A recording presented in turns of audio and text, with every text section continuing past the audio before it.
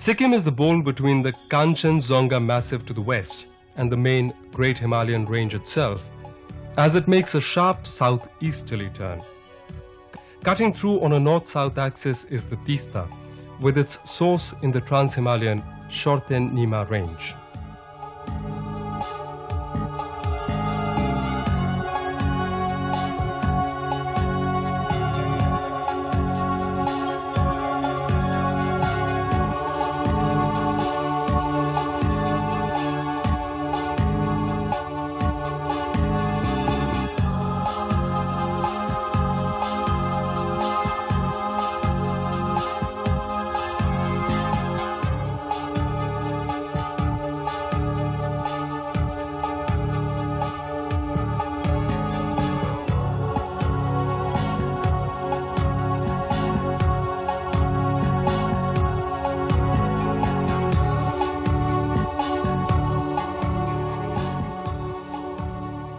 Suspended between the glaciers and the jungle, Sikkim is a Shangri-La among high mountain gorges.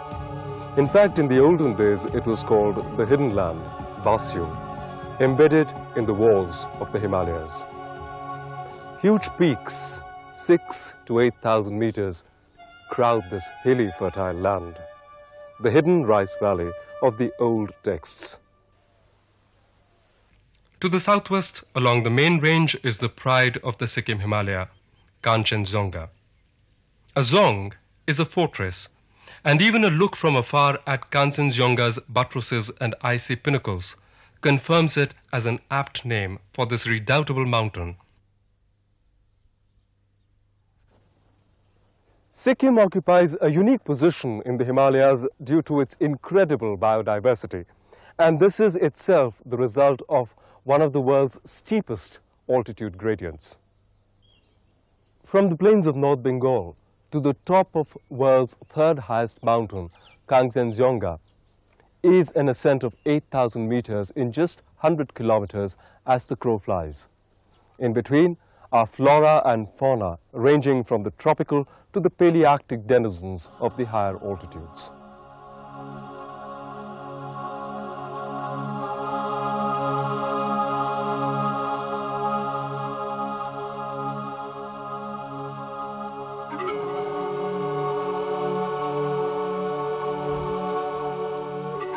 Sikkim is like a greenhouse. Over 4,000 species of everyday and exotic plants, including 454 known species of orchids alone. They were identified by one of the greatest explorers that Sikkim has ever known, Sir Joseph Hooker, who later collaborated with Charles Darwin on his Origin of Species.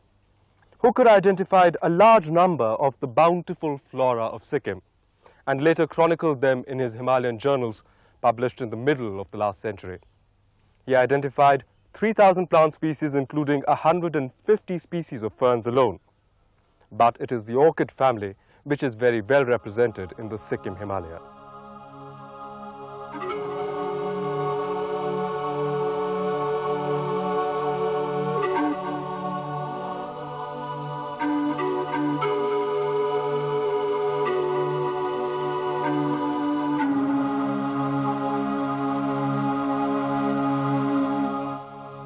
Actually, for the botanist, the story just goes on and on. The primulas of Sikkim can send anybody into raptures. We now go beyond the Great Himalayan range to the birthing grounds of the Tista, atop a 17,600-foot high plateau in the Sikkimese Trans-Himalaya, just short of the Indo-Tibetan border.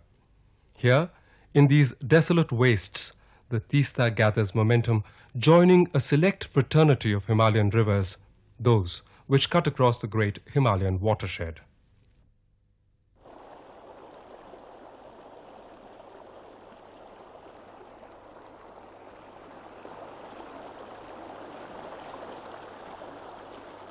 We are now beyond the Lachen Valley in the country of Tista's birth. A truly wild and awe-inspiring landscape that has given birth to a truly wild and untamed river. The Tista is the main architect of Sikkim's landscape, and it takes its birth again beyond the axis of the main Great Himalayan range in the snowfields and glaciers of the 7,000-meter Chotem-Nimila group, where it has carved out for itself a narrow gorge, which is partly due to tectonic and partly due to climatic reasons.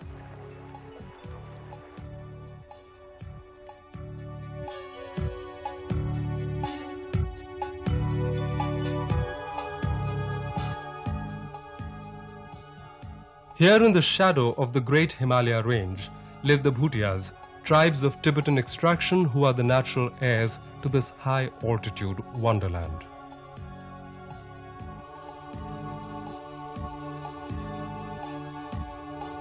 After its plunge through Sikkim, the Tista meets up with the Rangit. Also originating in the southeastern glaciers of Kanchenjunga, the Rangit has carved out the valley overlooked by the colonial hill station of Darjeeling. Sikkim is overwhelmingly Mahayana Buddhist. Buddhism came here during the 16th century in rather unusual circumstances, as we shall see in today's Culture Watch.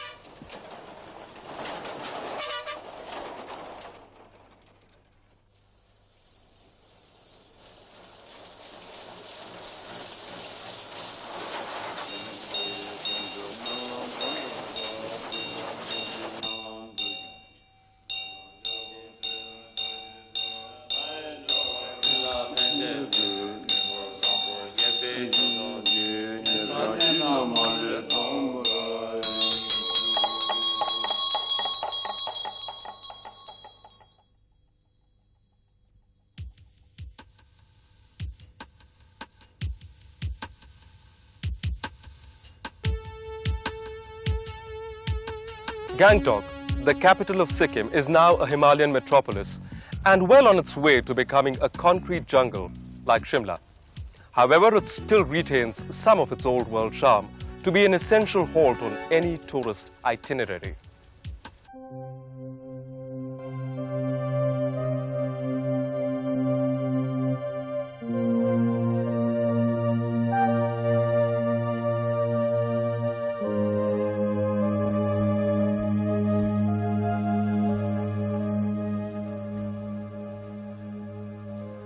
Gangtok is home to the unique Sikkim Institute of Tibetology that promotes and conducts research on the language and tradition of Tibet, as well as on Mahayana Buddhism. It has one of the world's largest collections of books and rare manuscripts of the Tibetan Mahayana school. Here too is one of the finest collections in the world of astonishingly beautiful and incredibly finely worked silk tankas depicting the Buddhist cosmology. All around are religious works of art.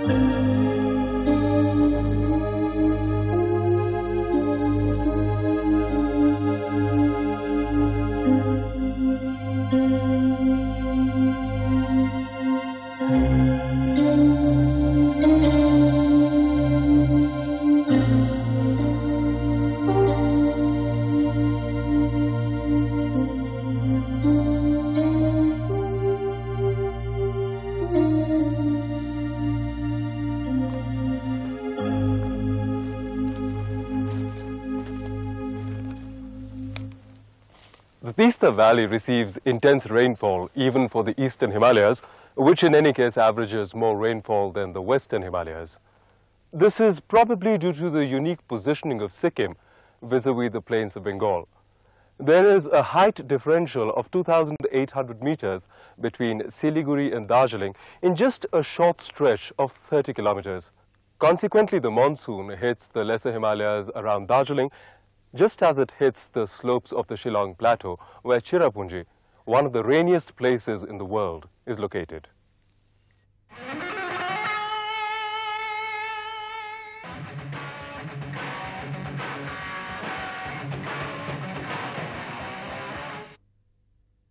Out of a total estimated 5,000 orchid species in the world, Sikkim covers over 10%. The majority of Sikkim's orchids are the sort which attach themselves to trees and rocks, rendering Sikkim's landscape a psychedelic tapestry.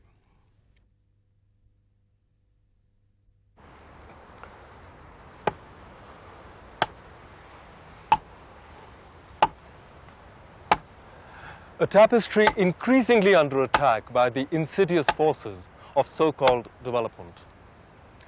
Forest cover of the surrounding hills has been a victim of depredatory felling and mismanagement, with the result that forest cover of nearly 70% at the time of independence has plummeted to a shameful 25%, and that too by not very conservative estimates.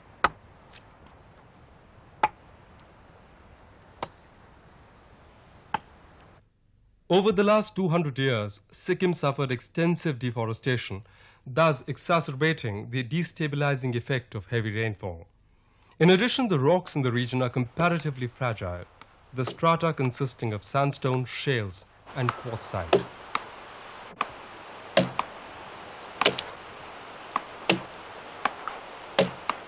Landslides are thus common all over the Teesta Valley. The Teesta and its major tributaries like the Rangit bring down what is probably the highest sediment yield of all the Himalayan rivers, and in turn impart to Sikkim what is probably the highest denudation rate in the entire Himalayas. The Teesta, as we have seen, has always been considered a very wild and unpredictable river. Until 1787, the Teesta flowed into the Ganga, when after an extremely destructive flooding it changed its course and joined up with the Brahmaputra. This was at a time when its catchment was still clothed with very thick forests.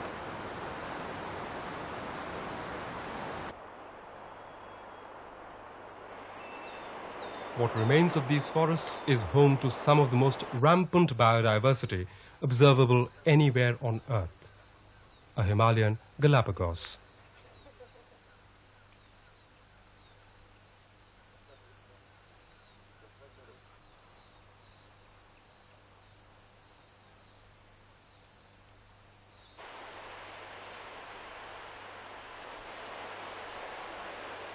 Darjeeling in the 90s has recovered from the separatist disturbances of the 80s, but has since fallen prey to the tourist wave sweeping across the Himalayas from the west to the east, turning our hill stations into environmental kill stations. Rest and recreation, the raison d'etre behind the settling of Darjeeling, seems an impossibility this summer.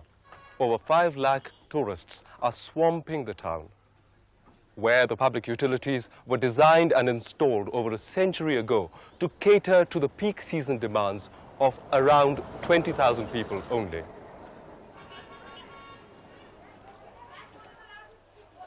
The whole story is so achingly familiar, just substitute Simla, Dalhousie or Manali.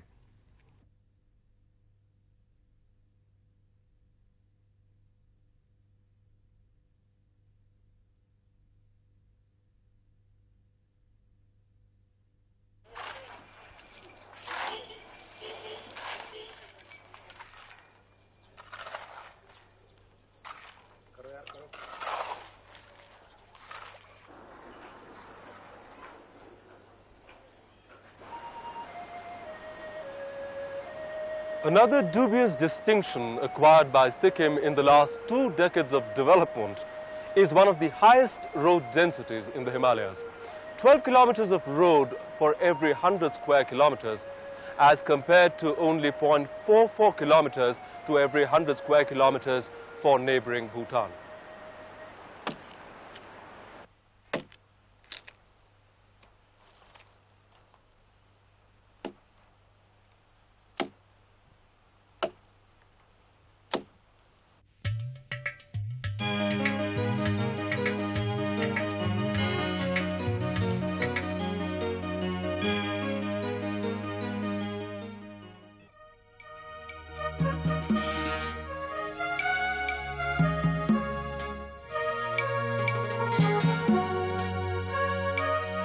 The first ever ethnographic survey of Sikkim was carried out as late as the 1980s by the Anthropological Survey of India under its People of India project. It identified present-day Sikkim, like any other state in India, as a multilingual, multi-ethnic and a multicultural identity with 25 distinct communities. The original inhabitants are the Lepchas, followed closely by the Bhutias, while the rest of them consider themselves as migrants. The Lepchas are now shrunk to a minuscule minority, and some traditions seem at the end of their road. In this village hut, an exorcism is in progress, an arcane ritual harkening back to a pagan pre-Buddhist past. The Yaba, as the exorcist is known, is the last of his line. His is the last family in all of Sikkim to conduct these rituals, and the tradition will probably die with him.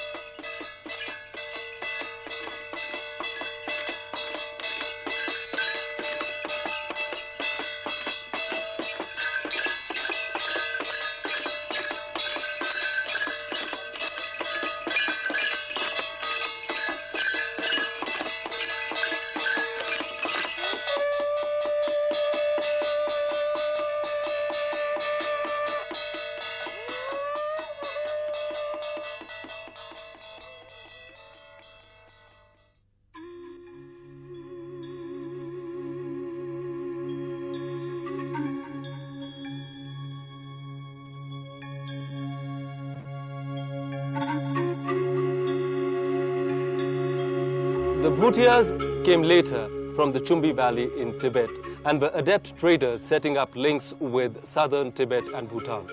Highland people, they prefer the cooler heights to the humid valleys.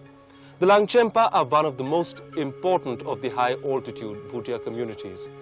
Living in the wild country of Tista's birth, the community derives its name from the valley that it inhabits. Like other high-altitude mountain people, the Lachins are basically herdsmen migrating from the high summer pastures to their winter dwellings.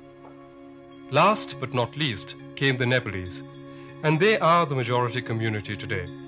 Industrious and hard-working, they have secured for themselves an important niche in Sikkimese society. In recent years, like in other parts of Himalayas, Sikkim has been opened up for development. However, the results are not entirely wholesome, so thankfully, industrialization is still far away. With sartorial uniformity being imposed by the developmental process, it's only a very few communities that still stick to their original mode of dressing.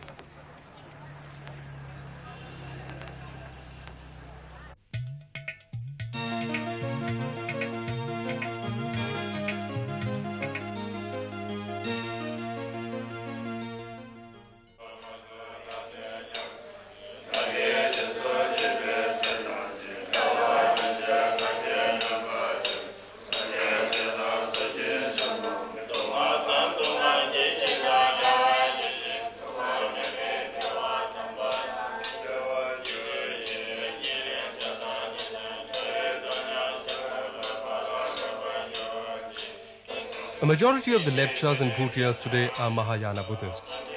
The Lepchas were forest foragers and small patch cultivators who worshipped nature spirits.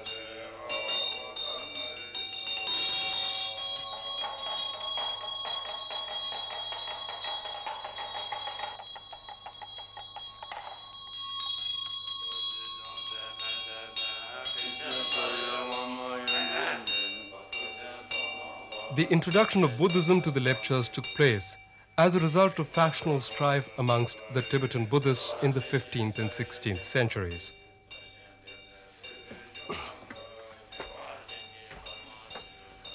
The great schism in the Tibetan church between the yellow hats and the red hats was naturally a result of far more than just a dispute between the color of the hats. At the root lay the Reformation in Tibetan Buddhism, introduced by Dipankar Srijan or Atisha, an Indian Buddhist monk who visited Tibet in the 10th century. Atisha preached celibacy and moral abstinence and weighed heavily against the tantric arts. The unreformed residue, the Nyingmapa or the Old Order, continued to draw inspiration from the great mystic yogis of the time and trace their descent from the great guru Milarepa. Milarepa, who is revered by all northern Buddhists across the Himalaya, started as a practitioner of the black magic arts for the purpose of revenge against the tormentors of his family, rather like a Hindi film story. As later purification, he underwent labors resembling those of Hercules imposed by his guru Marpa, ultimately emerging as a supremely powerful yogi.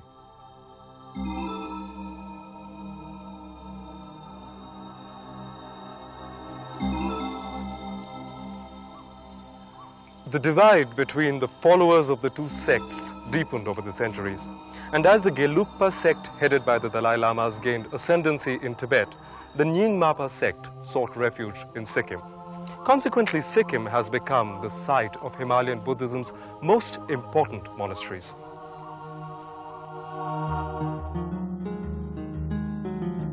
It was here at Yuksom, during the conclave between three Tibetan lamas fleeing the Gelugpa orthodoxy, that Sikkimese Buddhism first took root.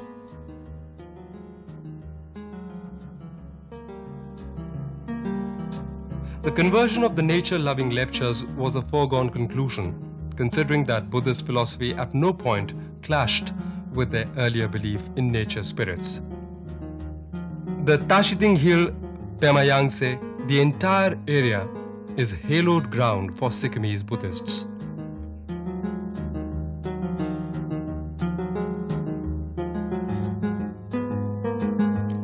The modern world throws up its own challenges, but like the incense of the juniper these young lamas are burning, flooding the air, Buddhism in Sikkim seems to be holding its own.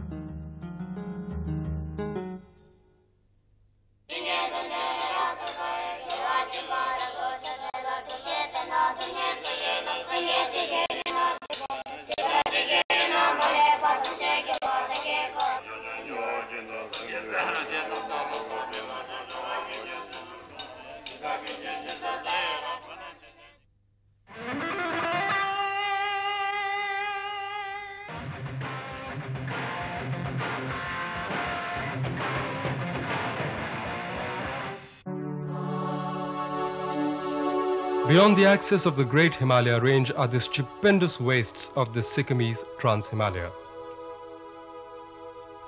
Here the 7,000-meter-high Shortem Nima range serves as the frontier, with Tibet just a few kilometers away. The landscape is dominated by the Gurudongmar Lake, the largest lake in Sikkim and one of the sources of the Tista. Gurudongmar at these altitudes is frozen year-round, except for a small portion which never freezes, probably due to a subterranean aquifer carrying heated water. The infant Tista meanders across this high-altitude plateau, which becomes like a marsh when the snow melts. Here, at an altitude exceeding 17,500 feet, where all one expects to find is inanimate rock, we come across a large group of an Eastern Himalayan variant of the Bharal. It is fascinating to observe a species that has evolved to fit into such a harsh terrain and climate. Low oxygen levels and constant high-velocity winds don't seem to matter a whit to them as they gaily trot about, though when they settle down they try and get as low down as possible. Presumably, the winds do bother them when they are not moving about. The boggy valley floor with its stunted grasses provide their food, and the summer months are spent at this altitude with the herd only moving down in the fall. Winter is spent at altitudes between 12,000 and 14,000 feet.